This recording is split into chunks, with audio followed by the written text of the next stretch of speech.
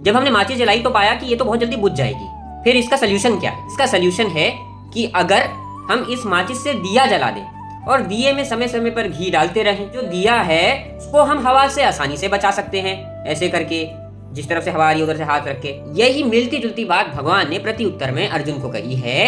अध्याय 6 के श्लोक नंबर 35 में भगवान बोलते हैं, असंशयम महाबाहो मनोदुर्निग्रह चलम अभ्यासेन तु कौन्तेय वैराग्येण च गृह्यते। बात तो बिल्कुल सही है, मन तो चंचल है, उसका प्रभाव, उसकी प्रवृत्ति ही ऐसी है। अब अगर मन चंचल है तो कंट्रोल में करने की शुरुआत कहीं से तो करोगे ना अर्जुन। ये बहाना तो हम नहीं लगा सकते कि कोई चीज ऐसी है तो हम कोशिश ही ना करें। तो इसको कंट्रोल में लाने का पहला स्टेप है प्रयास और दूसरा स्टेप है वैराग्य, डिटैचमेंट फ्रॉम एवरीथिंग। अब जब इन दोनों का बार बार प्रयास किया जाए, रिपीटेटिवली अपने लाइफस्टाइल में इसको उतारा जाए, तो मन जो चंचल है वो भी कंट्रोल में आ जाता है।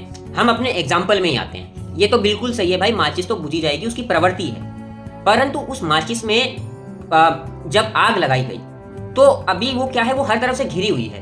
तो वो जो आग लगी, उसी आग को जब हम एक दिए पे रख देते हैं तो दिए के आसपास नीचे से एक लेयर बन जाती है। अब जो ये लेयर है ये हवा को नीचे से रोक देती है, और जब हम इसमें फ्यूल के तौर पे घी को डालते हैं तो अब जो लेयर थी वो काम करती है इसको फ्यूल देने का, इसको बढ़ाने का, कंबस्शन का काम करती है। अब ऐसे में जब इसके आसपास हवा चलेगी थोड़ी बहुत तो वो इसको बुझाएगी नहीं, बल्कि इसके कंबशन को और स्ट्रेंथन करती है ना।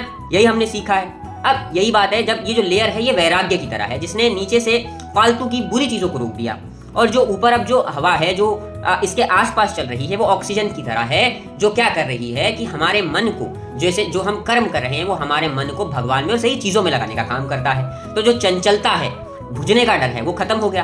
अब जो सही डायरेक्शन है उसमें वो लगना शुरू हो गया, जैसे कि ये चल रही है भगवान के लिए। तो यही हमें फॉलो करना है।